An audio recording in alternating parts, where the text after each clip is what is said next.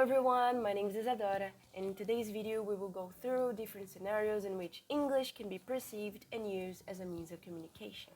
First, we must be aware that English has been around as an exchange tool of resources, either material or knowledgeable, for hundreds of years.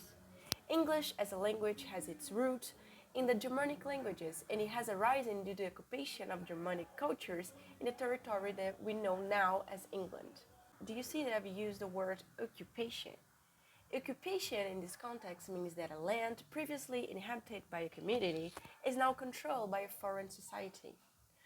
So, past cultures, habits, and languages mix or merge into a new form. This links us to how has English evolved to such an important matter that we now discuss different scenarios in which this language is applied.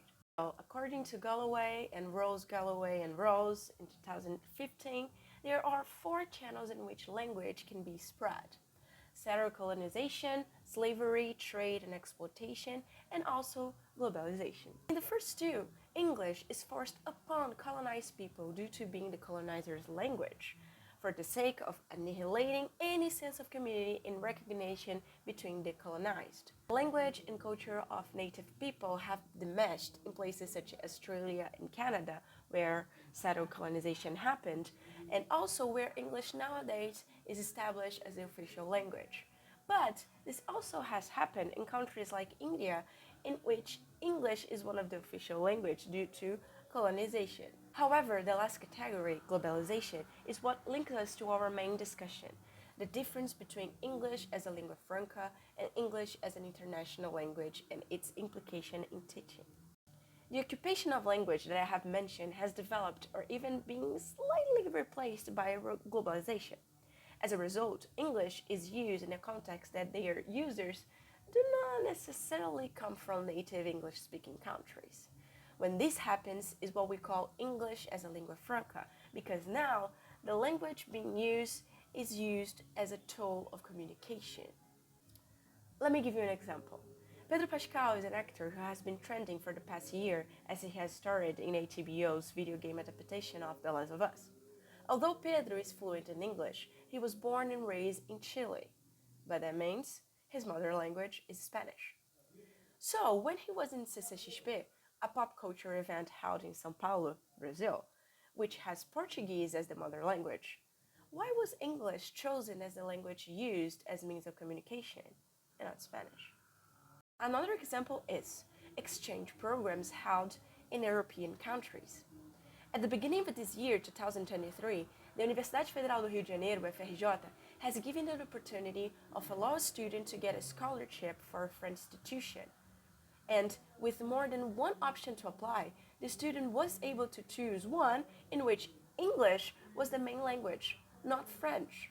These 2 scenarios show us that English is considered a lingua franca, which means that English is chosen between all languages available and used as a tool of education, entertainment, trades, etc. between non-native speakers. It is influenced by accents and the barriers of level of knowledge between people participating in the communication. These scenarios were held in contexts where English was chosen to be used. What happens when it comes from countries in which it was imposed? Instead of a lingua franca, researchers understood that English is also an international language.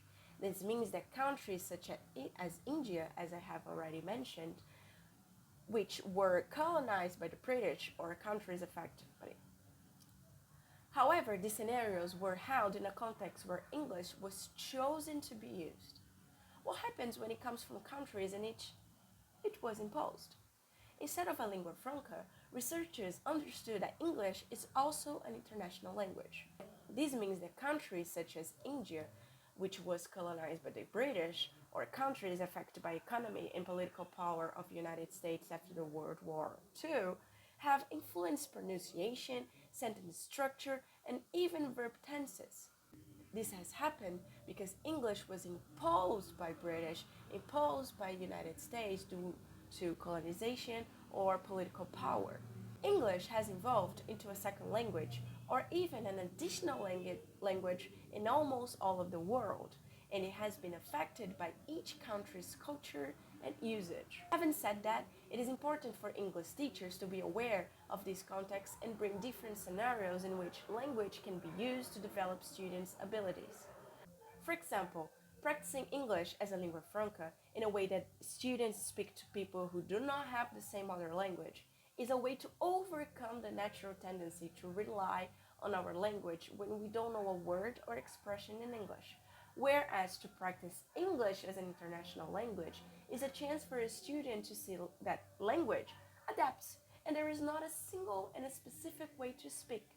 That the goal should be always to communicate in each and every possible way.